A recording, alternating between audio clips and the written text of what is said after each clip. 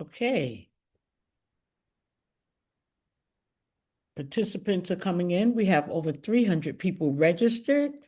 So I'm going to give it a minute before we get officially started with our welcoming address and introduction of the panelists. The numbers are rising quickly. I hope I got it right this time and that everyone can share in the chat because I'm hoping that that chat is popping. I've been tinkering with it, trying to figure it out. And so, oh, there's three things in the chat. Let's see. Can people respond to people in the chat? We here. All right, Miriam Mack. Yes, I got it right. Yes. Okay. Woo. Let's get it. This is going to be a real conversation, especially given a conversation that I was having with the panelists post coming live around a news story in the news regarding the 7-year-old girl who was murdered by the family that she was living with, which was the father's fiance's family. The father's black, the child's black, and the family that she was living with is white. They stabbed her over 90 times. And it's just a really sad thing that someone would have a heart that would allow them to stab a child of any color. But with that being said, what's most disturbing to me is that only one of the three people involved is being charged, and that person is being charged only with manslaughter.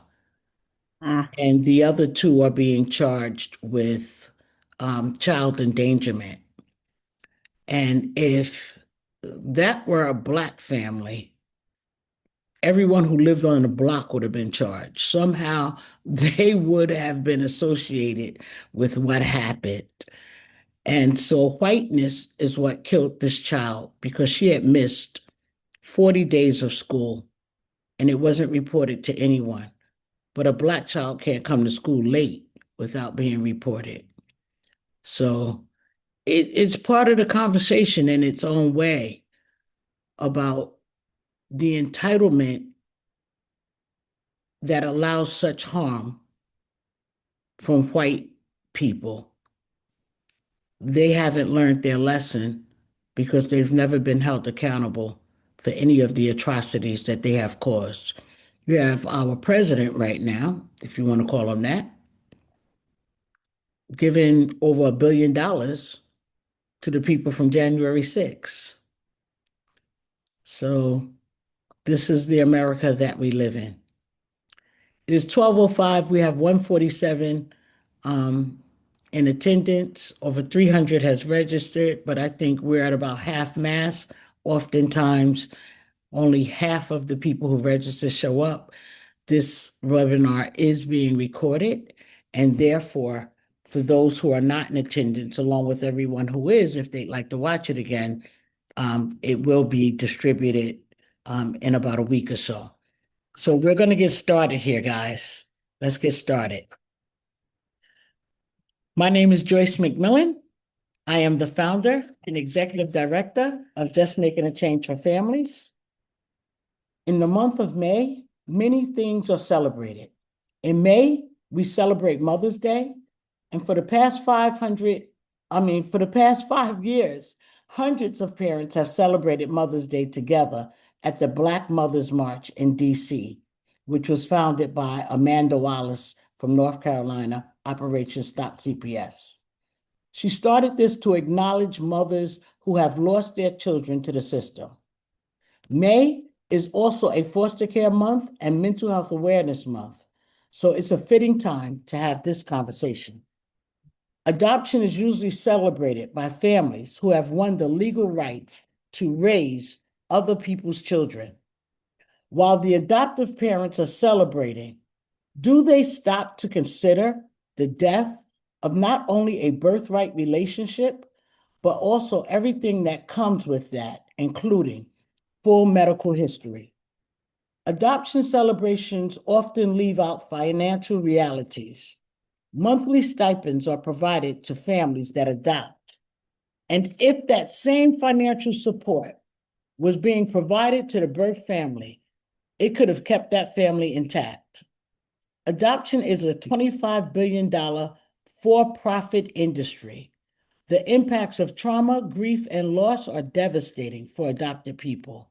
Adopted people are anywhere from 4 to 35% more likely to attempt suicide than non-adopted people.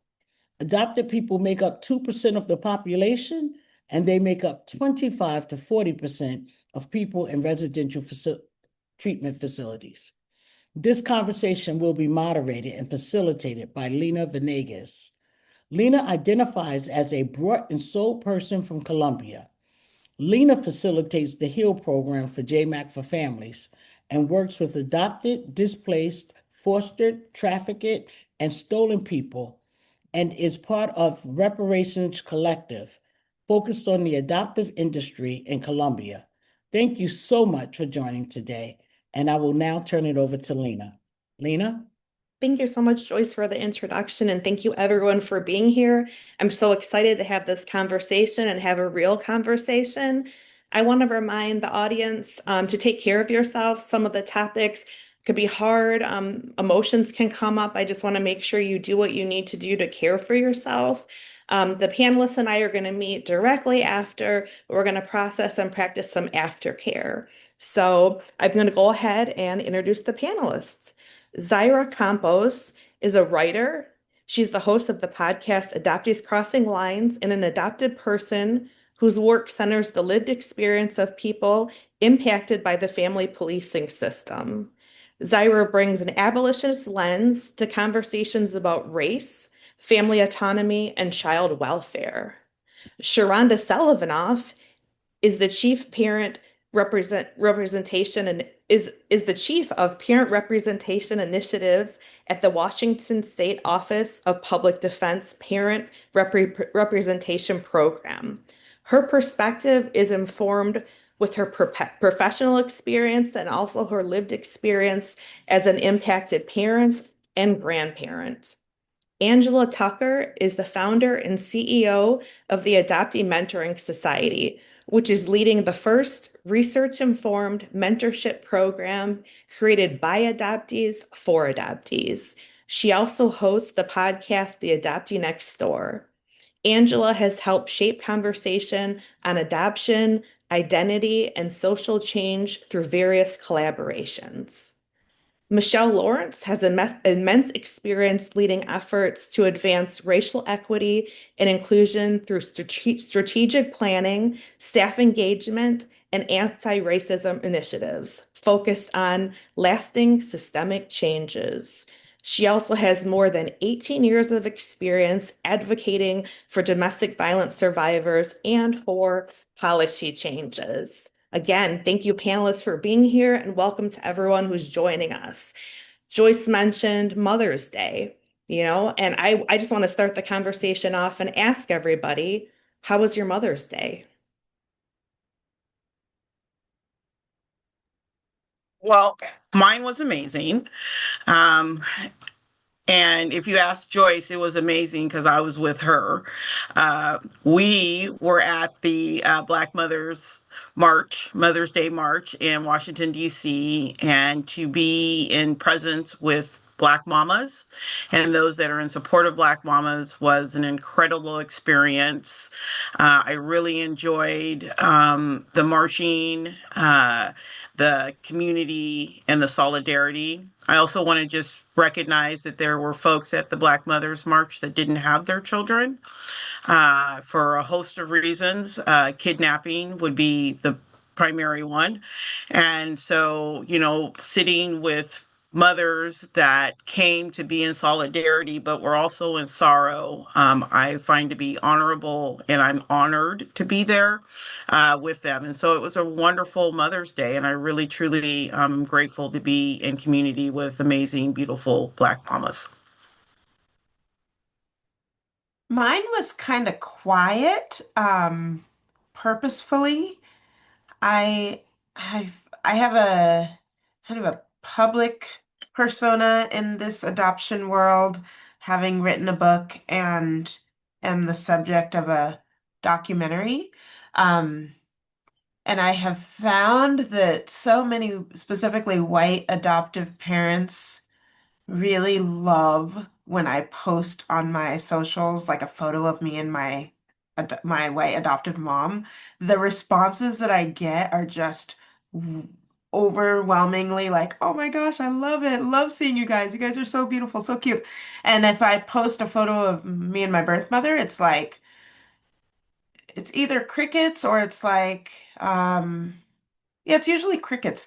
Anyways, I've just been grappling with what I call in my book white privilege by osmosis, which is what I feel like I got growing up as a transracial adoptee, and the way that maybe like I've allowed a lot of white people to kind of project essentially racism within the adoption sphere on my story. So, anyways, I worked really hard to think about like what I wanted to post publicly, and I didn't post anything for the first time in a long time after feeling usually kind of either responsible for educating or responsible for this, that, and the other. I think I posted one thing, which was a cartoon from the New Yorker, which is a picture of this kid writing Happy Mother's Day, and they're writing it without the apostrophe, and the teacher is there correcting them to say like you need to write the apostrophe, and the kid is saying, I have multiple mothers, I know where the apostrophe goes, I don't need one here because it's not just one. And so I think I posted that, which I love, a little ode to education. But overall, I sit in a place where I'm always kind of struggling with how honest can I really be with my audience, at the expense of, I don't know, making people think you're angry adoptee or you're not representing all or whatever. Okay, very inarticulate way to say that my Mother's Day was a little purposefully quiet. Thank you for sharing that, Angela. That's powerful. So my Mother's Day was good, and I say that with a little bit of context because Mother's Day has historically been like a really hard day for me. And so this year I had the privilege of also attending the Black Mothers March in DC for the second year in a row. And I just think that there's something genuinely healing about being in community with people who understand the grief that Mother's Day can hold, while also continuing to build this collective power towards liberation. So shout out to the organizers who have held that down for 5 years. And I'm really looking forward to the next chapter of what Mothers March is going to look like with more of a distributed model. And that expansion sort of feels like the movement growing, which is what we want. So.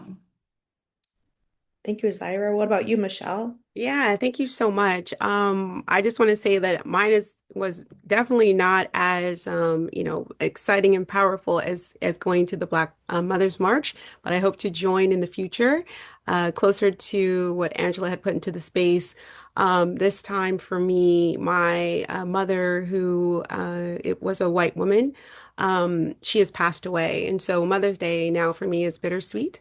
I like to reflect on the time that she was alive, and then I am a mother myself, and so my kids, did really nice things for me. But it's challenging because my birth mother, who I also know, she is not someone who will receive any type of, Happy Mother's Day, and so it's always a struggle when I want to, send something out just to acknowledge that I wouldn't be here without her, and that she means something to me, that, she doesn't particularly want to hear from me on that day. So I put that gently into the space, and I do love the idea that there's at least more sensitivity to, a lot of different, Mother's Day situations that people are in. And so I do take some solace in that I know that I'm not alone, in my experience. So thank you for the question.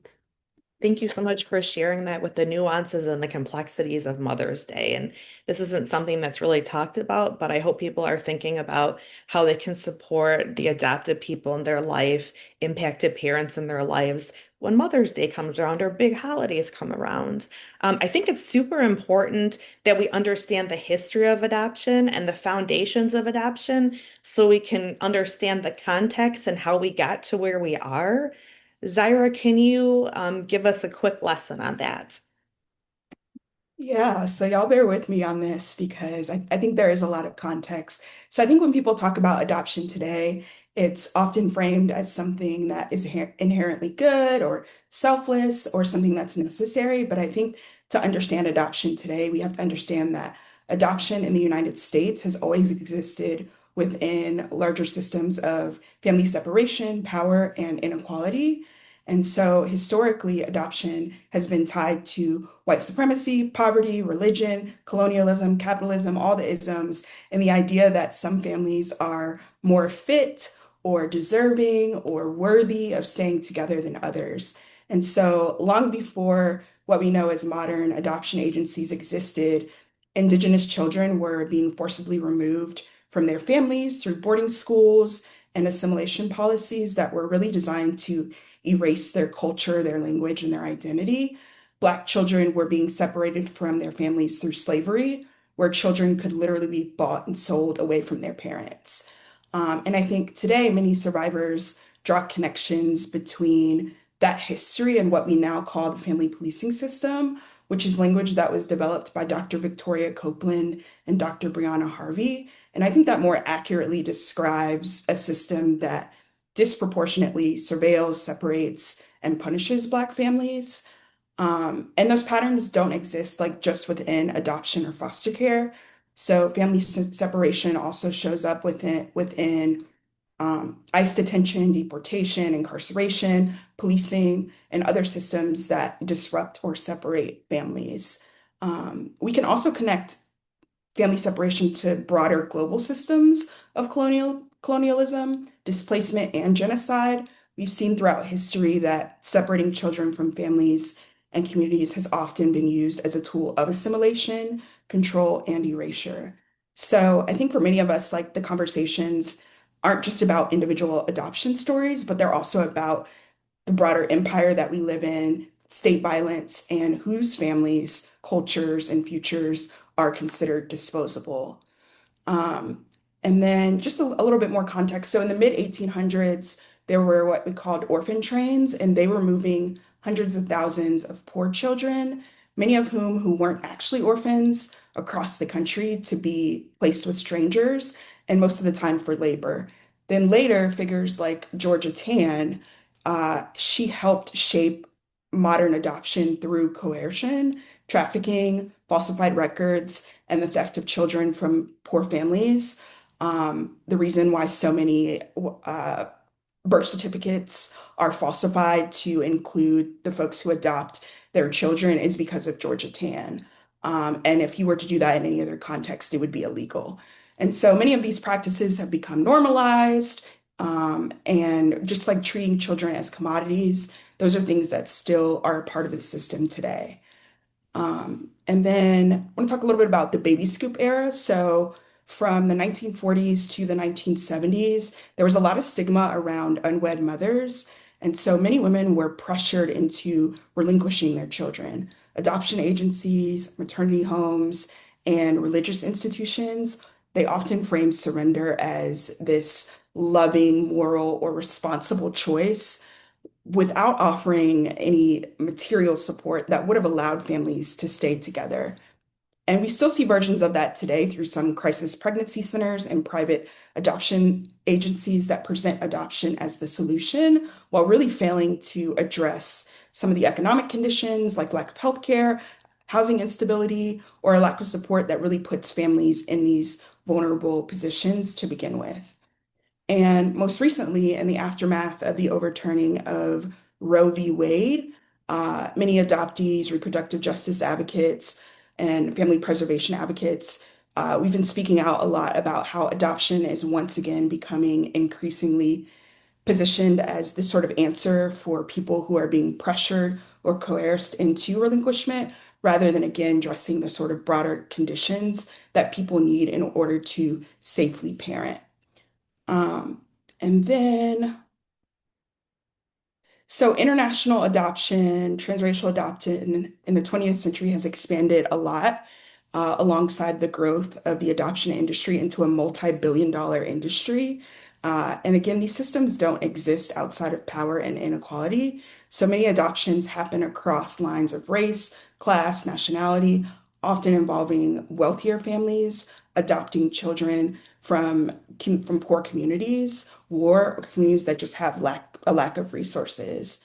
And at the same time, in the 1990s, I believe 1997 is when the Adoption and Safe Families Act was passed. And this basically accelerated family termination timelines. So there was a 22-month timeline, and that 15 out of 22-month timeline is what put pressure on states to move towards terminating parental rights if a child had been in foster care for that period of time. Um, and lastly, I would say that people like Dorothy Roberts, the kind of the way that she describes it, that it functions less as a system of care and more as one of surveillance, regulation, and punishment, particularly towards Black, Indigenous, disabled, and poor families. Her book, Torn Apart, really examines how neglect is often deeply tied to poverty and lack of resources rather than intentional harm. And today, I think many of us are asking larger questions about the adoption itself, but also around the systems that surround family separation. And I think some of those questions are like, why are families being separated in the first place? Why is there more funding available for foster care and adoption than for housing, childcare, healthcare, or direct support for families to stay together? This doesn't mean that every story is the same, but I think understanding this history helps us understand today why adoption can be such a polarizing and uncomfortable topic, especially for survivors whose experiences have been ignored, romanticized, or simplified. Um, yes, that's it. Thank you for bearing with me on that. Thank you so much. That was the most succinct and eloquent, quick, like summary of adoption history. So I really appreciate that. And you covered so much territory there. So thank you for that. And also leading into the next question, now we understand where adoption comes from, what happened, the history of it. I want to talk of the context today. And Sharonda, I'd love for you to talk about forced adoption and the federal and state incentives that happen for adoptions. And then if you can talk about kinship care and your bill, your House Bill 1747 that you had passed in Washington State. I know it's a lot of territory, but this is all important information. We're trying to give you the most information. Thank you. Thank you so much, Lena, and thank you, Zara, for your summary there. That was amazing, and I actually learned a few pieces of insight that I did not have previously. So first of all, before I go into all that you've asked me to share, I want to start off by just setting the stage here with I'm King's grandmother. That is who I am. That is why I get to be invited to this conversation. A few years back, I had King in my custody as a kinship caregiver. And I like to say that the state has this wonderful brochure, and this brochure says, here's how we're going to achieve permanency. Of course, the most ideal is reunification. That was not our story. And in the brochure, it of course says adoption and guardianship. And so I enter into this meeting with the state, and the state says, oh, forget that brochure. We don't do guardianship, and we don't do guardianship for a child king's age because we don't want the parents to come back. And I was like, you don't want the parents to come back. Well, you're not caring for King, right? Like I'm a person who's standing in the gap here, right? I definitely want King's parents to come back and parent him. I've stood in the gap for his mother and his father. Uh, so that they know that their child is being cared for, that their child is safe, that their child is loved. And I hope that that would be also a motivation, right, for them to come and get king. And as I said, that just didn't happen. And so the state essentially said, you will have to adopt. And I said, but I don't want to adopt king. And they said essentially, you either adopt or we move them. And that is really a terrible way to approach family. I'm King's grandmother. I'm not his mother. He's got a mother and father. I say that the creator has done this marvelous, beautiful thing. I don't get to intervene and interrupt that. His mother is his mother and his father is his father. And with the forced adoption proposal, what occurs is that I love the falsified documents. We falsify the document and we insert grandmother as mother. And that's just not what God put in place. And so I was, vehemently opposed to that. And at the time, I was the director of public policy for an organization that, allowed me to, direct public policy. And so in July of 2021, my son was up to have his rights terminated. The state pulled the petition. And when they pulled the petition, I forecast it's because they wanted to make sure their T's were crossed and their I's were dotted. And turns out there was something that they hadn't done that they were supposed to do. And in my position, they certainly recognized that I would have some folks looking over the paperwork. And so in January of that following year, 2022, I ran legislation for relational permanency over legal permanency, and we passed it. And so what occurred is that the state then could not force me to adopt. They had to rule out guardianship. And so I was successful in achieving guardianship for my grandson. And my grandson's just about 9. He's my BFF and the love of my life. And I'm his grandma, right? I love being called grandma. I love all that I've, done with, our family. And I cherish my position as grandma. Unfortunately, this falsified document proposal, would have been devastating. My son was killed in 2024, and the idea that this document would have erased him is just, it's a horrifying thought. And I'm just grateful that I fought and that I did the work, and that my son died knowing that his mom, was his son's grandma, and that I fought for our family. So I want to go into a little bit just about adoption, about the ASFA, and this 15 to 22 months BS. I've been learning a lot about ASFA, and first of all, the language itself, right? Adoption Safe Family Act is just bullshit. The language denotes that there is this ideal family.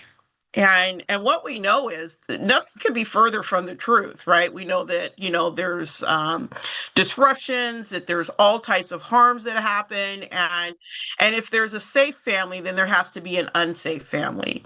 And that's also not true, because what we know is that a good portion of our families just need some resources, and they need some support, and they need a whole bunch of love and community.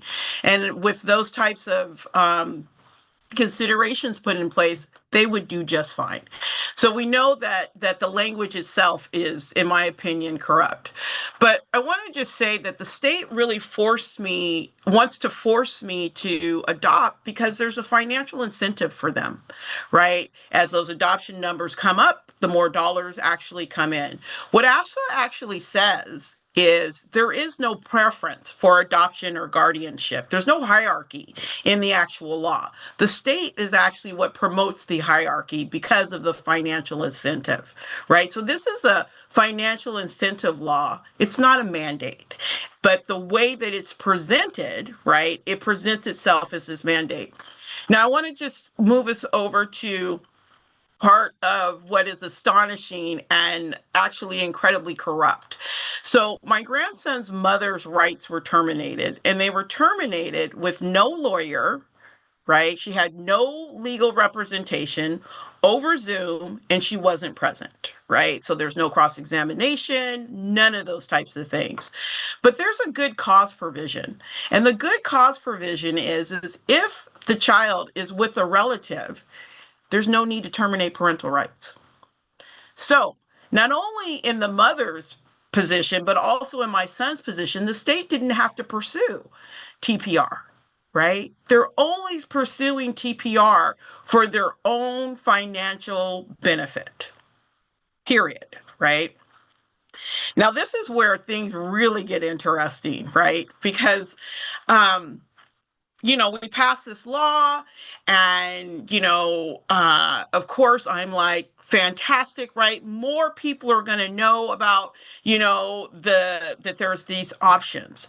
So here in Washington State, what's happened with the data is that the guardianship numbers have gone on a little bit. They've gone up a little bit, but the adoption numbers have remained pretty consistent.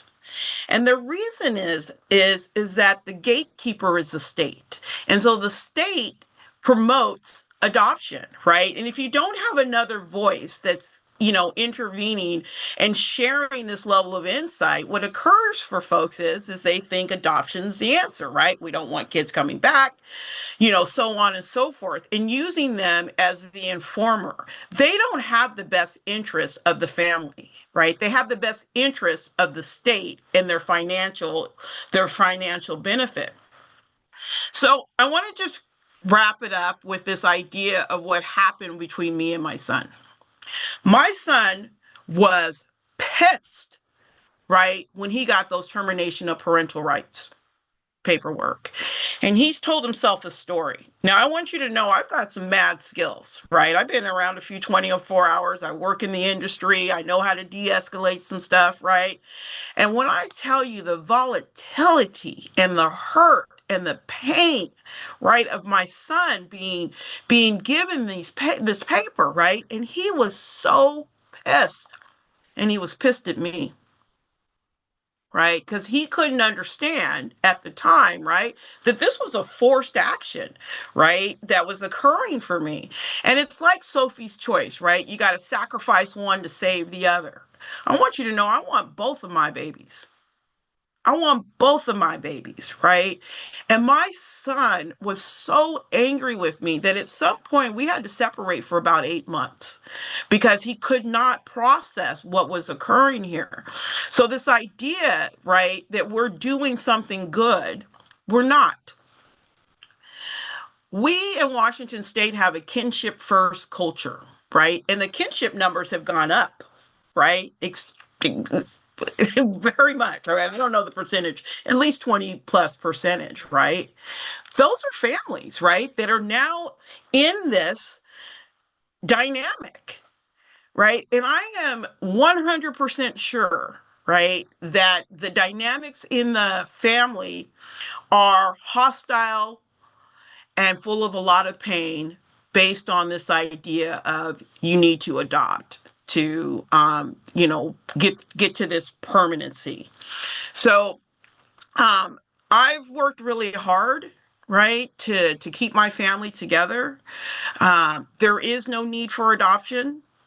Currently, I am working on an initiative here in Washington State, living in a world where TPR didn't exist. We're going to work with 2 jurisdictions and really put our resources and our education towards, educating many folks around, what actually could be occurring or should be occurring. My hope is that we see the adoption numbers go down and we see the guardianship numbers go up. Ultimately, what I'd love to see is the adoption and the guardianship go down and reunification goes up. And if I really want to do a crystal ball, right, let's just not take kids. But anyway, that's not where the conversation is because we're at the back end of this system. So I think we've answered all of your questions. You're amazing, Sharonda, and I Okay. appreciate all the work that you're doing. And I hope people listening can think about how can they do this in their state, because this should really be something that's happening. I mean, this is amazing work. We have a long way to come, but this is an example. And I like how you spoke about the impacts within your family, because people don't really think about the impacts of family separation. It's very binary. It's either good or it's bad, and it's also celebrated. It's something to be grateful for. You're lucky. You're chosen. Kids are unwanted. This is all propaganda, right? So you really spoke with that, and it's the other side of what I really know, because as a bought and sold person and the other panelists were on the other end of that. We were separated or, adopted. So I would love for our panelists here to talk about what are the impacts that adoption and family separation has had on you?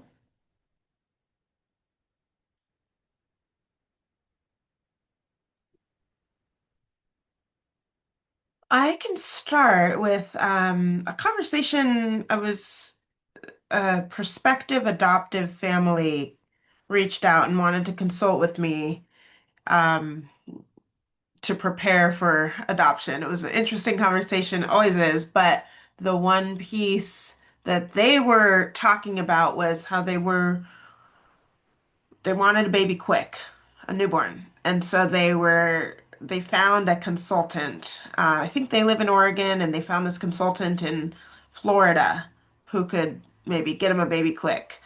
Um, and I found myself telling them about the frustration and the long-term impact for me being adopted from the state of Tennessee to Washington State, and how little thought goes into that other than maybe adoptive parents or prospective adoptive parents feeling frustrated about ICPC and the Interstate Compact Placement Agreement and how they have to wait, and it's frustrating for them because they just want to take the baby and go. Um, Anyways, I was telling them it's not just like I am a fully grown adult, and this being, across the country from my birth family impacts the ability that I have and want to have a deep relationship with them. It's expensive to fly across the country. Classism, of course, is part of my story. And even so, I can't just fly to Tennessee. And I remember when I was meeting my birth family, or I was hanging out with them at one point, and they're like, next week, so and so has a baseball game. Can you come back for it? And I was like, I can't.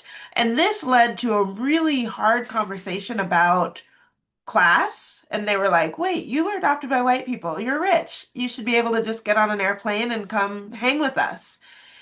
And then I said, I actually am saddled with student loan debt at the time, and that's frustrating and I hate it. And I started ranting about student loan debt, and they were like, hold on a second. You're the first person in our biological family to graduate from college, and the fact that you can get debt for student loans is rich. You're wealthy.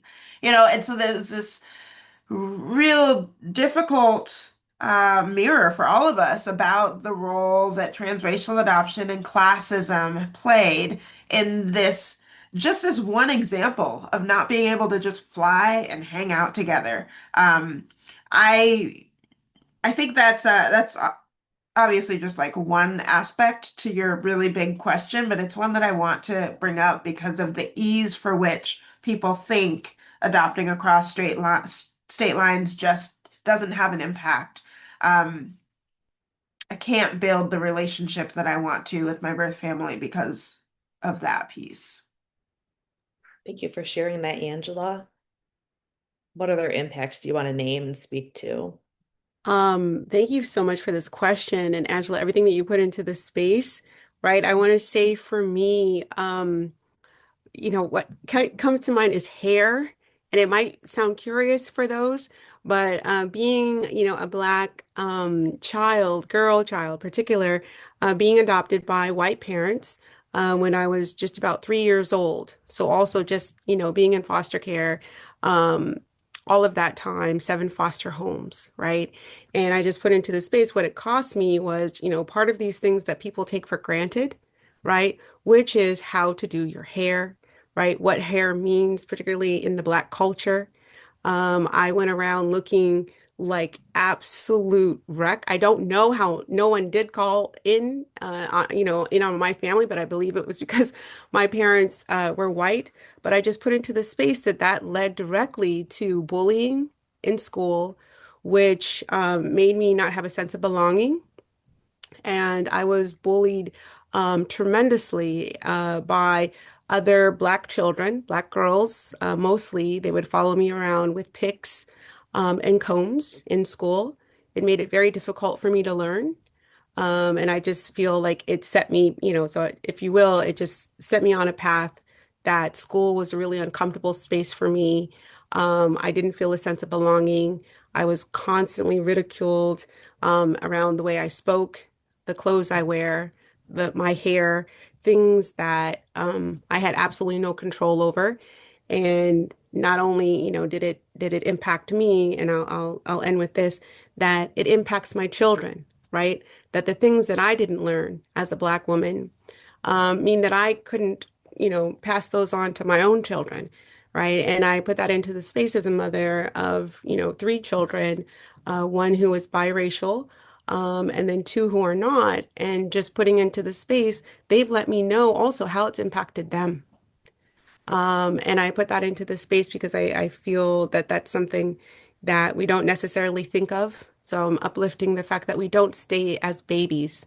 We grow up, and because of these separations, right, we are continually impacted in various ways, known and unknown.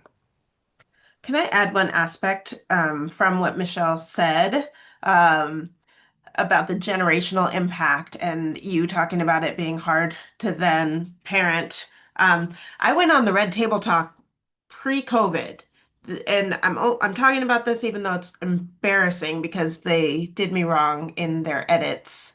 Um, but I went on that show thinking I would have these Black women, Jada Pinkett Smith, Gammy, and the daughter Willow, being like, "We got you, Black community, you're here."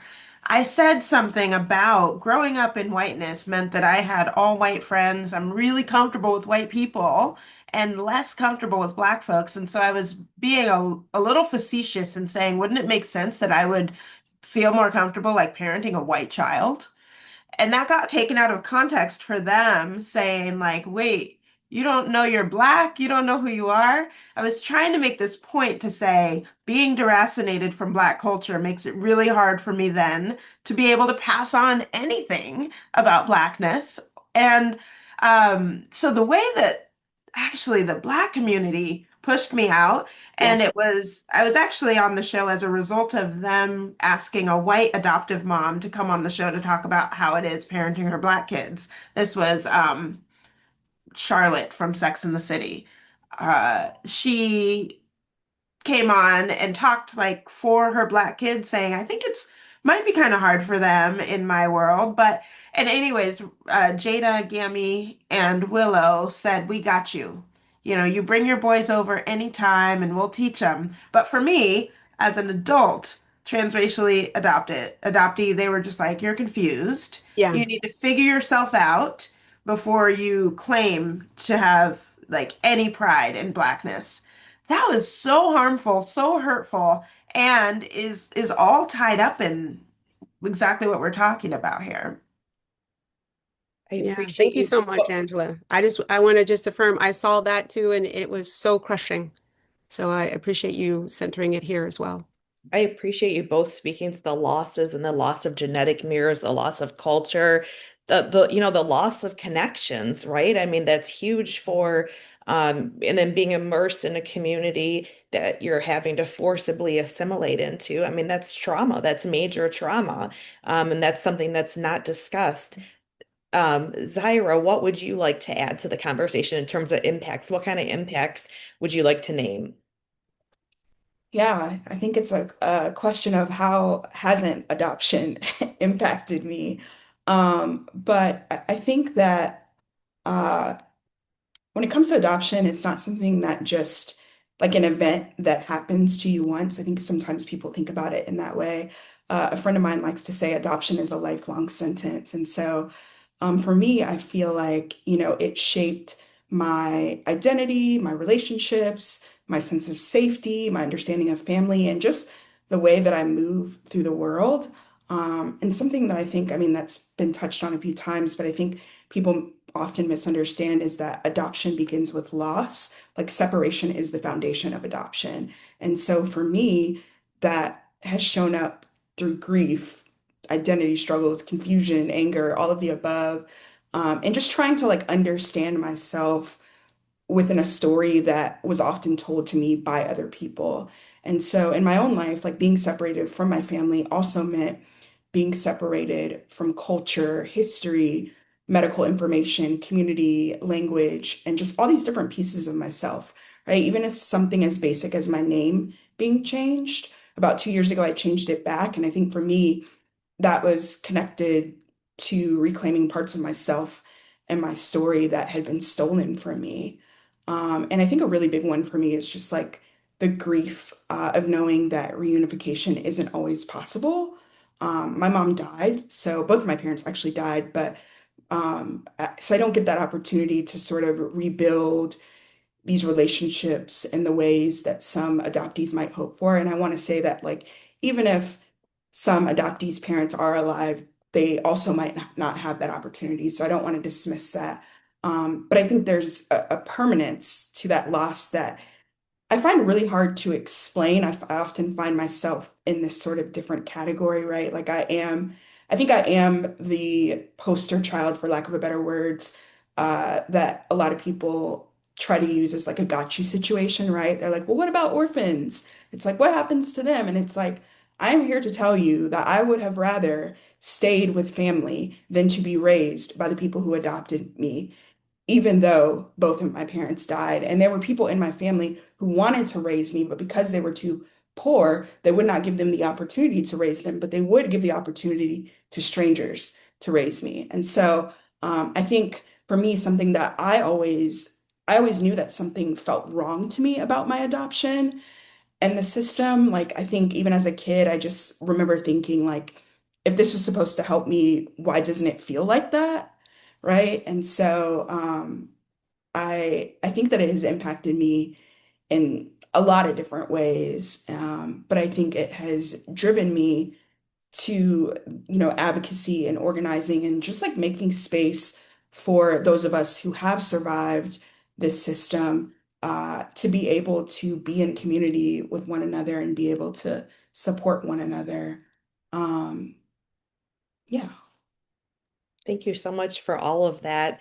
And really speaking to it's lifelong trauma, it's lifelong grief, it's lifelong loss. So it's really, I want people to think about adoption as they go back into their worlds, right? As conversations come up about adoption and people are celebrating and people are trying to get GoFundMe's to adopt children, and people are dismissing our families and bad mouthing them, and just talking not very kind about them, I want to encourage you to not join in that celebration. You can share, you can advocate. We're learning so much here, right? So it's like, do you want to be a party to celebrating something that is lifelong trauma? It's preventable trauma. If we would provide money to families instead of strangers to care for children, we would be preventing that trauma. Adoption is also an adverse childhood experience. Joyce mentioned that there's two studies. There's the Keys study. There's also the Zubov study. And in the Keys study, it says that adopted people are 4 times more likely to attempt suicide than their non-adopted peers. The newer study that was 2026 says up to 35%.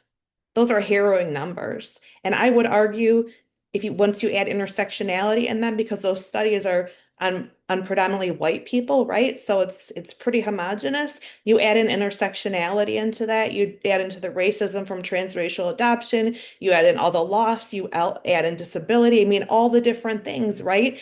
It's going to increase that. I mean, that's harrowing. So I don't think anyone here wants to celebrate that, right? I mean, that's just we have to think about how we do this because it can be very, very activating for an adopted person to hear those celebrations, right? Or to hear their family badmouth, or to hear, the people that are adopting put it on a pedestal. There is always Zyra said, there's always going to be loss, there's always going to be grief, and there is going to be trauma. So these are things that we need to think about when we're talking about it.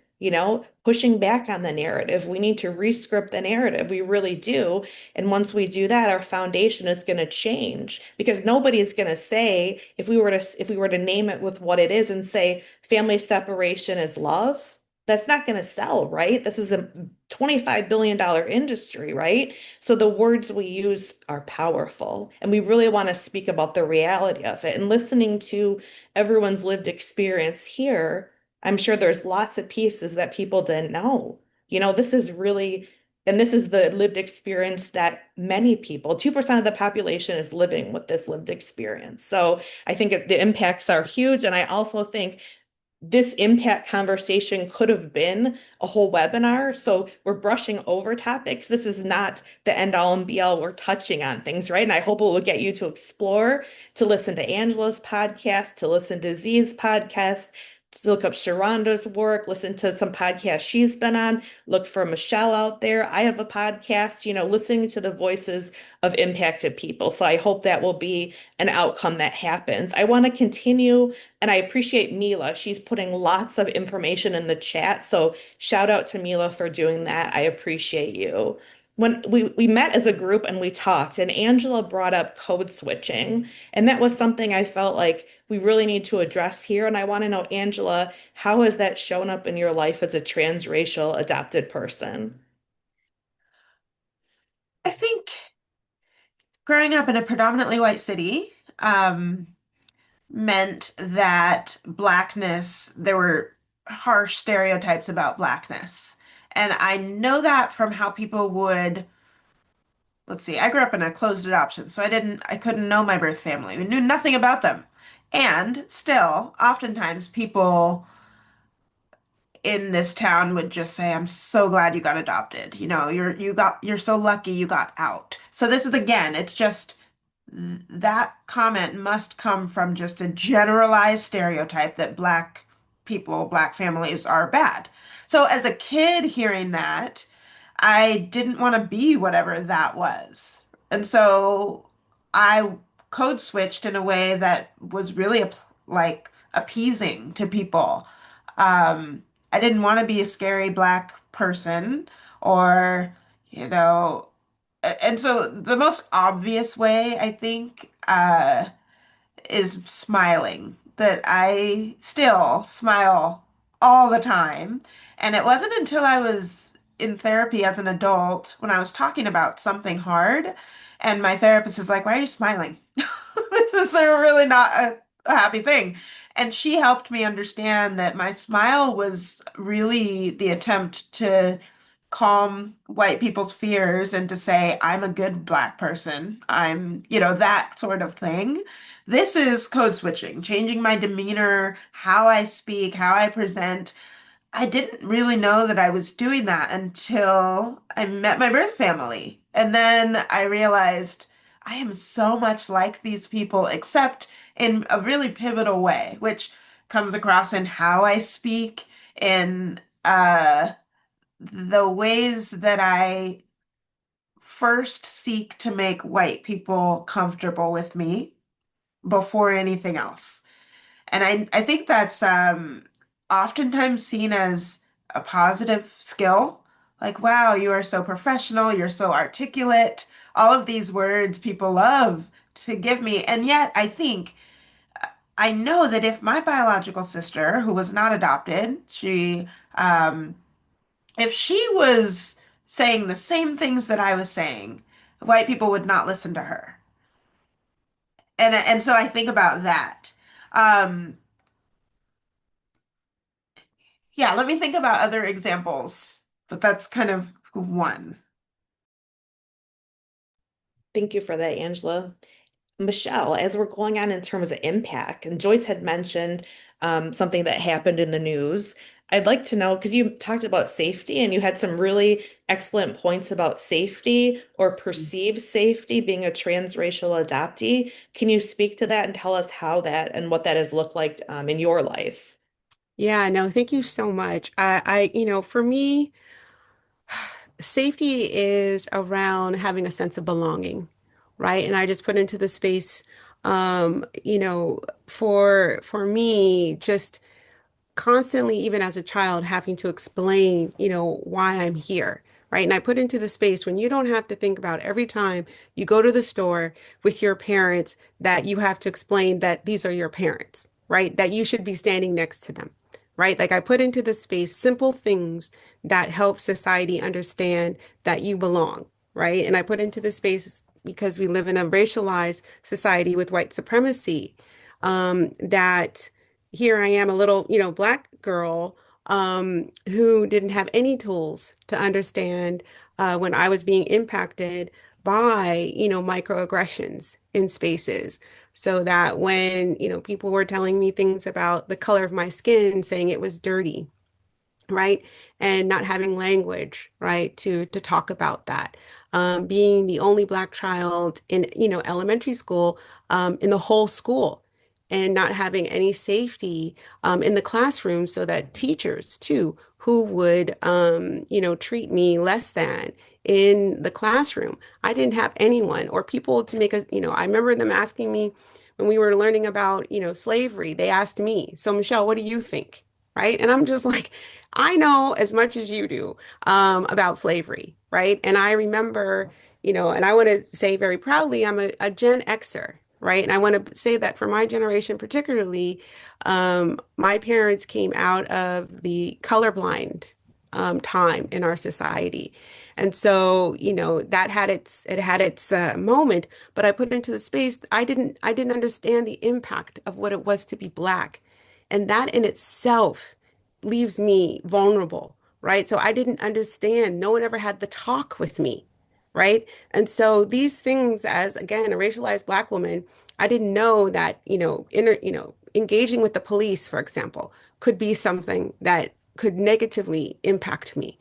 And harm me. And in instances where I needed, police protection, I found out real quickly, that that wasn't something that I could count on in the way that I could with my parents. I didn't, so I put this, so that, and I don't even know how to really, put that into words, but just navigating the world where nobody tells you, right, that you should be concerned. And then when I'm in spaces with Black people, right, and I put this into the space that I wouldn't understand why, in some instances, Black people would be looking or concerned about spaces where there weren't enough Black people. Right. I didn't understand that. I didn't understand. And I say that that puts me at a disadvantage, right? That I didn't understand why it's important to know you are safe or safer in spaces, right? And I definitely want to acknowledge in the case that we were talking about earlier, where the little girl, a little Black girl, who was brutally killed in the family, a white family, right? Just to acknowledge that there were signs and symptoms of the abuse, right, of the neglect, and that she had missed, I think we were saying, 40 days of school, which is 2 months of school, right? So I want to put into the space that if, so the little girl going around as a racialized Black child, she has no protections, right? She has no protections. And so, nobody's looking to particularly keep her safe. But if people did notice, right, as soon as they found out her parents were white, the parents would benefit from white privilege, right? And also adult privilege, right? So that we believe adults over children, and we definitely believe white adults, right, over Black children. So I put that into the space that that's a real situation. And then you find that yes, it allows things like this to happen. One of the cases, when I thought about safety as well, was the heart case, right? And I just put into the room, like, if we are still not talking about the heart case, the 6 Black children that were purposely driven over a cliff by 2 white mothers, right? If we're not still talking about that, that really shows us, right? Again, that Black children are not as safe, right, as they could be in transracial, adoption settings or foster care settings. And so I put that into the space. My own examples, definitely living in all white neighborhoods, I experienced, people trying to run me over with their car, right? I experienced racism where, going to school and people were talking about busing. I didn't need to be bused, but it didn't matter, right? They saw a black child and they were going to harass me. So I put into the space that I feel like I had a nervous breakdown at age 13 because, I was being harassed so tremendously on my way to school, right? So I put that into the space. And so there is just a general lack of safety, right? That you learn to live with, right? And then, yes, the future of safety, right? So that how you engage with systems. Definitely, I was negatively impacted because I was not made aware of how I would be treated simply because of the color of my skin. Let me add that, Michelle talks about Gen X. The the Gen Z and Gen Alphas, those are kids born, I think, 2010 to 2024, maybe.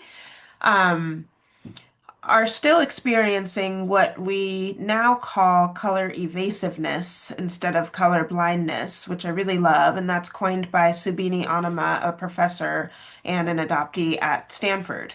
So, an example of color evasiveness that I often share from my mentoring is I was mentoring this teenage black adoptee. She was born in Ethiopia, adopted to Colorado to white parents. And her adoptive parents would talk to her about racial profiling, but they did it in a way that was really tearful. So they would say, like, we are so sorry. It is not fair that you might have to deal with people looking at you differently, the police even. So they were talking about it, but that's how it would come across. That is just not okay. Oh, and then she went to a friend's house, a black friend who wasn't adopted, had black parents. And the dad was telling his daughter, with my mentee right there, when you guys go to the mall, do not put the receipt in the bag. You will hold it in your hand until you're far past that store. And my mentee was like, oh, like she had never heard anybody speak with that kind of fervor. It's the same message, but such different impacts. And that is color evasiveness. And that is why I think all white parents need to outsource a lot of the duties of parenting us black kids because we just hear it differently and thus saves our lives. Yes, yes, undoubtedly, undoubtedly. I would just like to take a moment to uplift the fact that there was a observation regarding the lack of male presenting people, right, in this conversation. And I just want to affirm that definitely men of color, black men who are in transracial adoptions also, should have an opportunity to tell their experience as well because in my family, I wasn't the only child who was of color, and I have a brother who's a person of color, and his story is tremendous, absolutely tremendous. And so I definitely affirm that opportunity, and thank you for bringing that to our attention. Thank As you well for as if anyone wants to reach out to me, I'm working on a new film about Black men and their loss of parental rights, how their rights can be terminated without them even knowing. And this happened to my birth father. And so I'm doing a new documentary on that. If you're interested, reach out to me, be part of it.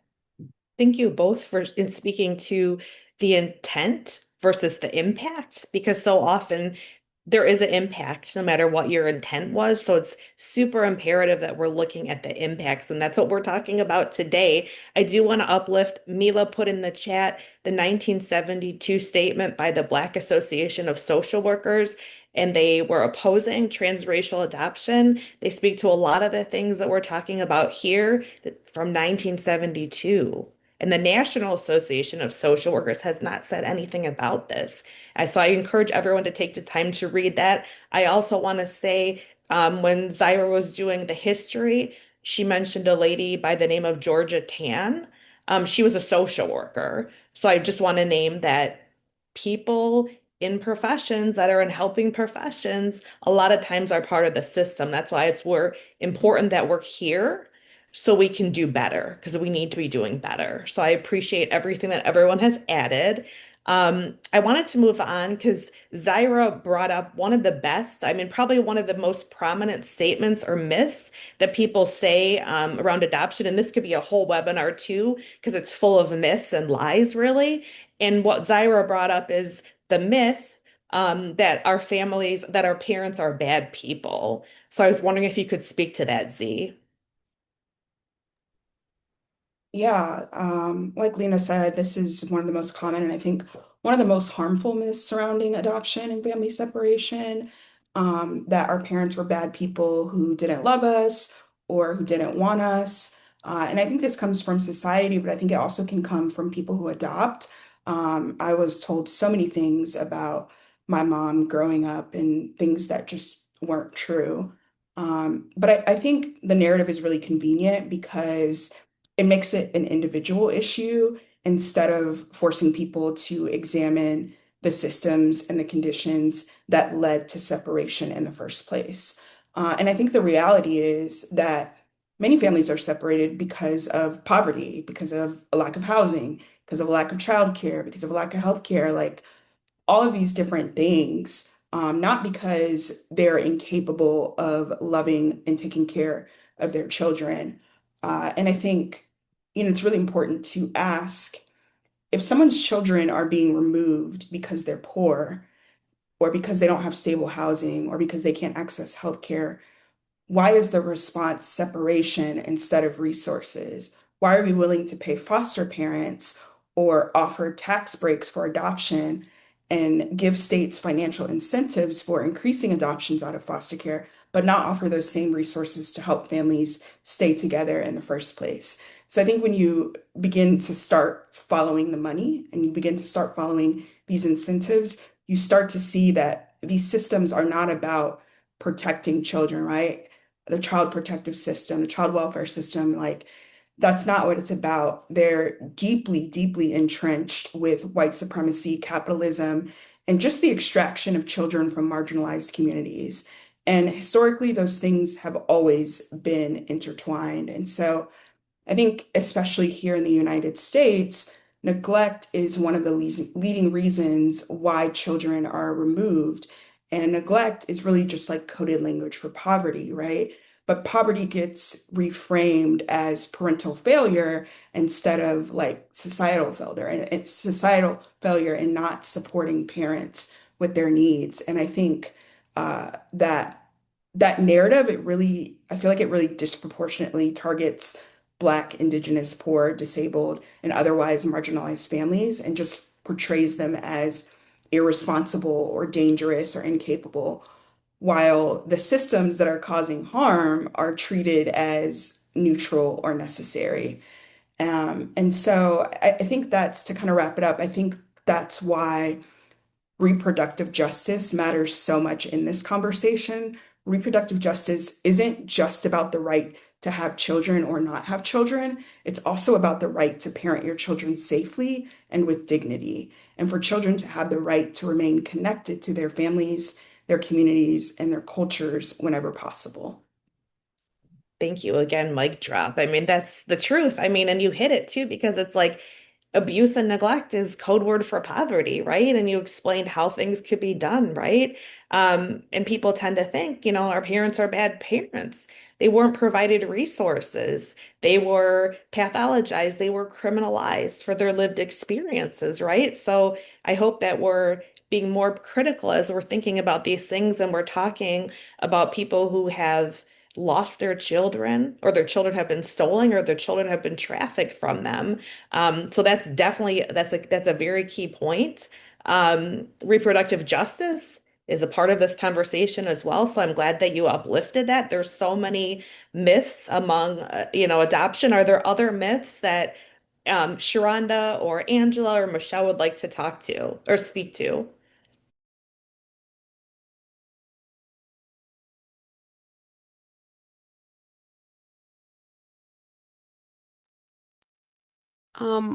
I think the impact that adoption has on, the whole family, right? I want to put into the space that for me, my birth mother didn't tell anyone that she was pregnant, right? And she had me in secret. And I just put into the space that there were so many people who were grieving, right? The loss of, that they didn't even know I existed, right? And then their opportunity, I was able to find them at age 27, right after I had my, first child. And I felt looking in her face, I don't even know who I am. How am I going to tell you who you are?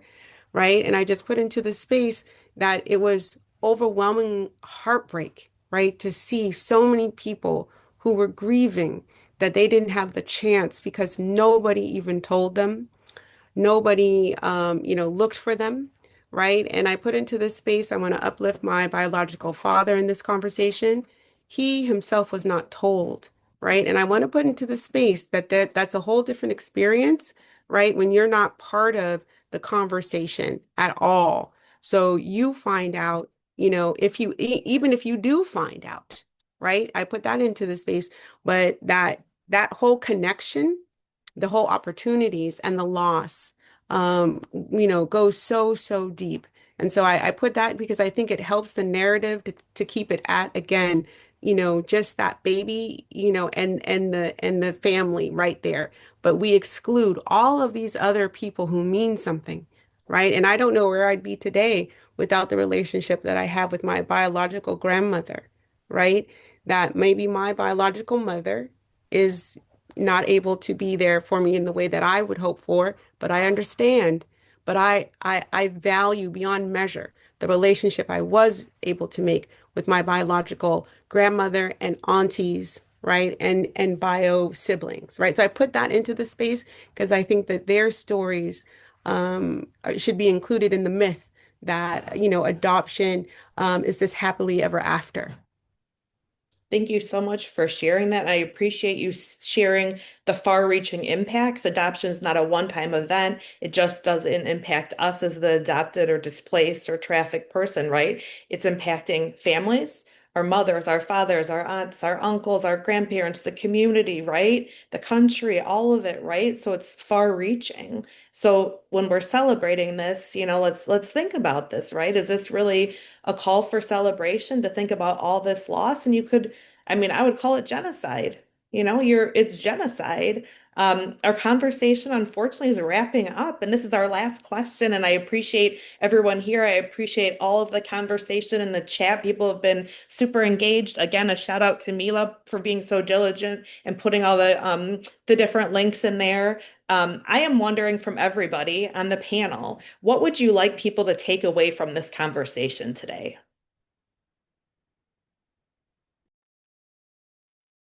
I'll start us off. Want to piggyback off of the happily ever after, because this is not a happily ever after. This is not a fairy tale. These are real people with real lives, real stories. I have a I had a conversation with my grandson. He's a smart guy.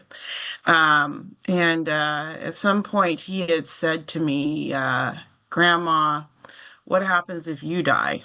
We've had a lot of death in our family. And so he's grappling with that idea at 8 years old. And I said, King, you'll be okay. And he looked at me, he goes, I'll have no parents. And he's right.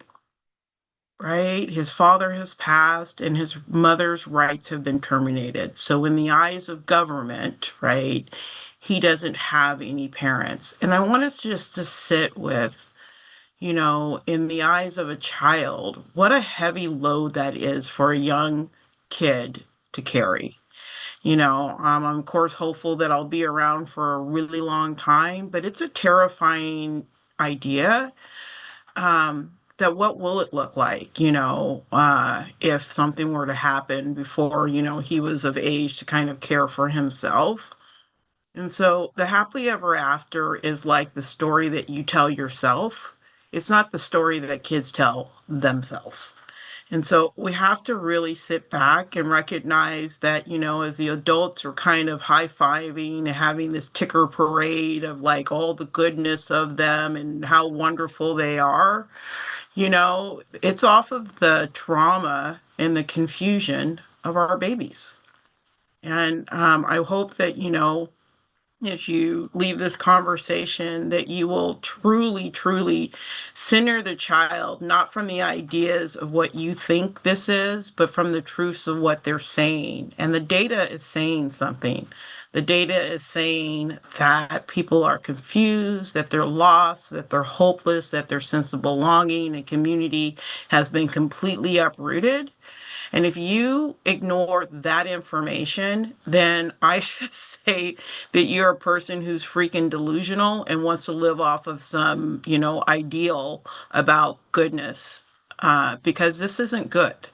Uprooting families, family separation is a terrifying and a traumatic event, and it has intergenerational impacts, right? It doesn't stop with one person, right? That is carried on from another generation to another generation. So I would implore folks to please be activated in some intergenerational healing and to think about how your position may help promote that ideal rather than continuing to perpetuate the trauma that has been going on for far too long.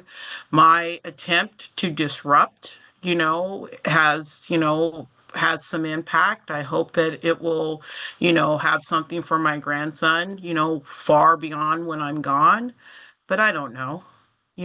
That's far more of a societal assignment rather than just me as his family. And we as a society really need to recognize we need to do some healing for our children. So that's all I have.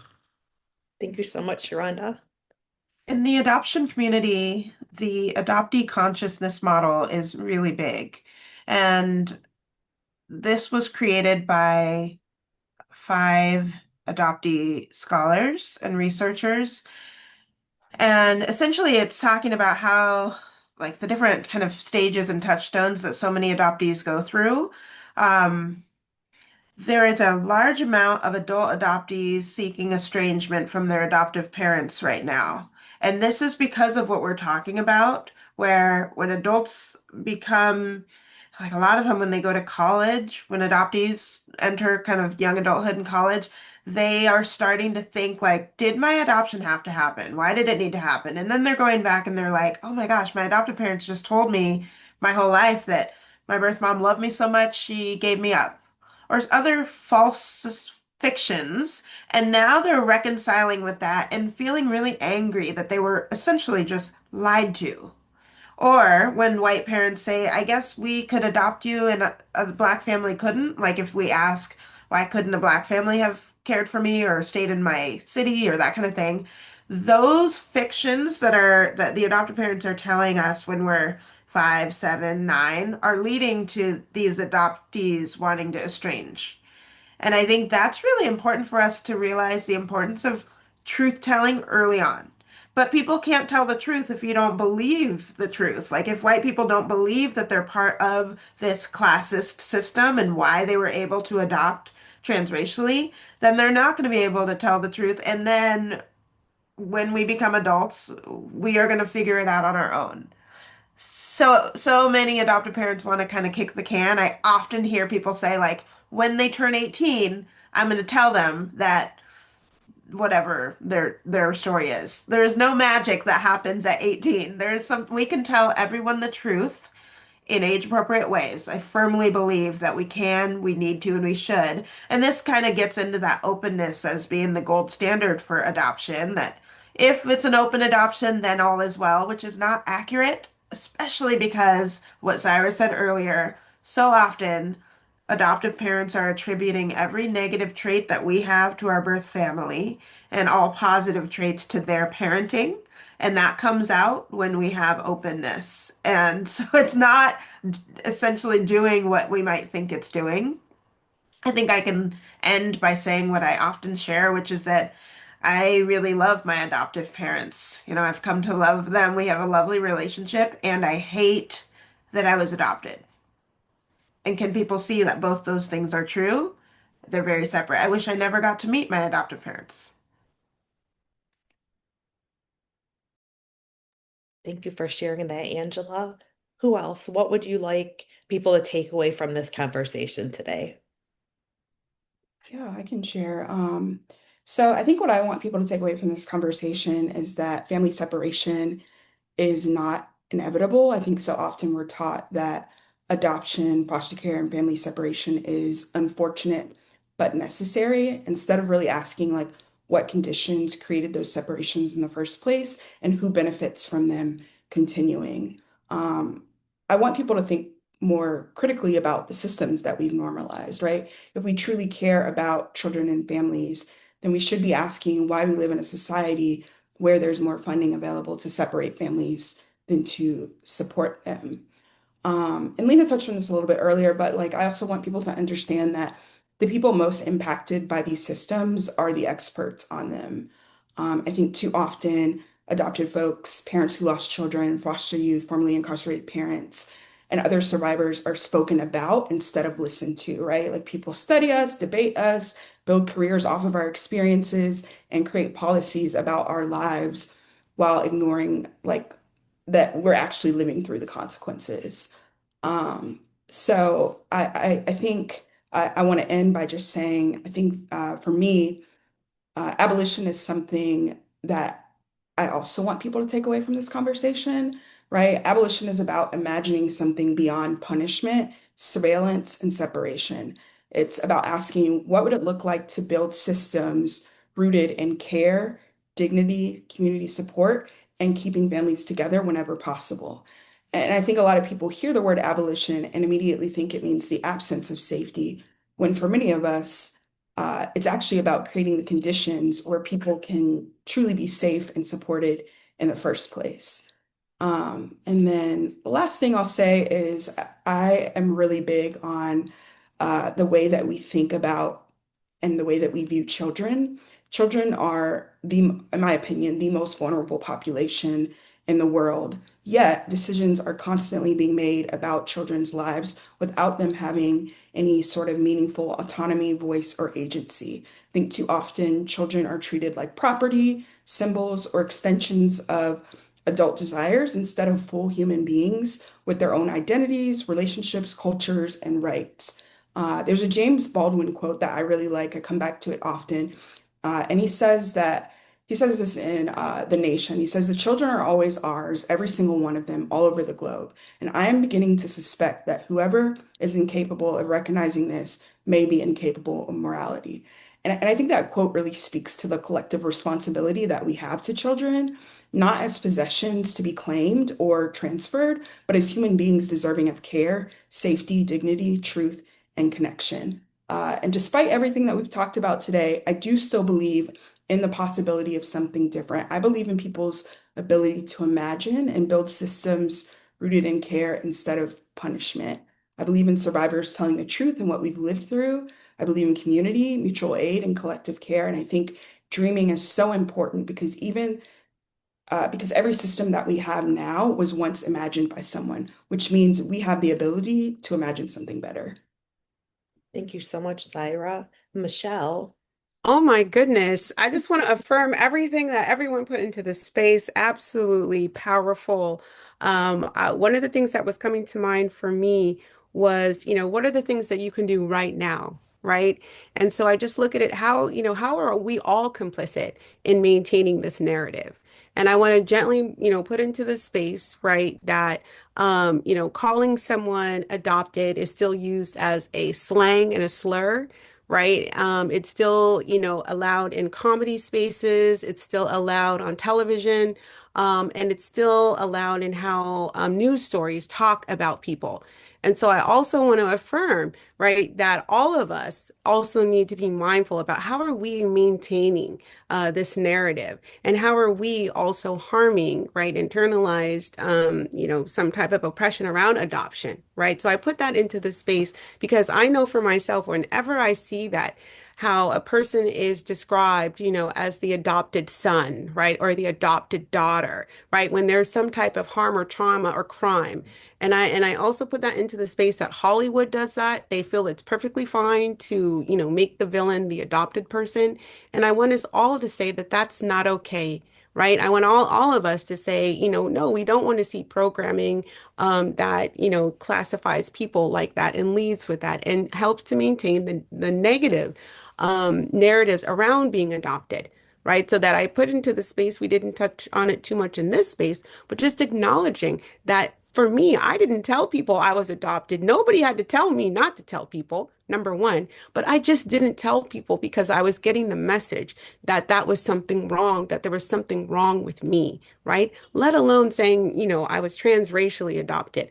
We didn't even talk about transracial until Rachel Dolezal, brought it out to the space, right? And I'll put that into the space. So I just say that again, whatever we can do right now, right, which is acknowledging how we are silent when we should be speaking up, right? When we should be able to say, hey, that's not okay. I don't appreciate that.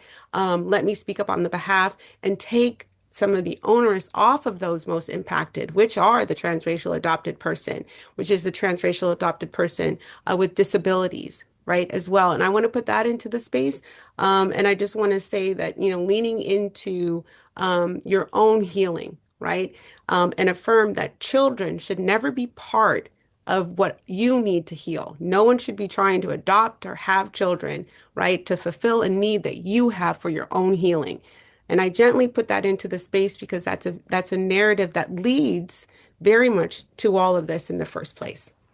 So thank you for the opportunity. Lena, back to you. Thank you so much, everyone. This has been a powerful and amazing conversation. Y'all are amazing. I appreciate all of the audience participation. Thank you, Joyce. Thank you, JMac for Families. Thank you, Narrowing the Front Door. And I hope we're going to have more conversations. And take care of yourself, please.